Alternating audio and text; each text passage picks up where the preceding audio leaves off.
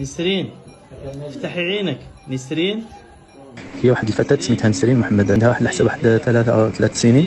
هي تقصفت البيت ديالهم البارحة في الليل، ثم توفاو 15 عضو من العائلة، منهم الأم ديالها توفات، ثم الأب ديالها حتى هو مصاب. المهم استقبلتها في المستعجلات، كان عندها trouble de conscience avec une polypnée avec un ballonnement abdominal. On a trouvé une fracture de fémur avec un traumatisme pelvien. Et puis on a réalisé un plâtre circulaire pelvien. Maintenant, comme tu vois sur la vidéo, elle a encore des troubles de conscience. Inch'Allah, demain, on va faire une échographie parce qu'on n'a pas d'échographe de radiologue qui peut se déplacer le nuit. Une seule radiologue qui est sur le nord. Et donc, vous imaginez, donc une seule radiologue, elle ne peut pas être 24 sur 24. Il faut attendre jusqu'à demain pour avoir un examen radiologique de base.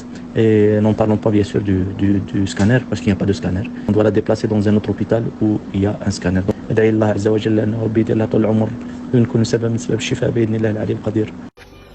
نسرين نسرين كيف حالك؟ بخير؟ لله الحمد لله. لا ما تكسري هدول، ما تكسريهاش بفمك. هات بوسة. يلا. الله الله الله حبيبتي حبيبتي، ما شاء الله. بسم الله بسم الله.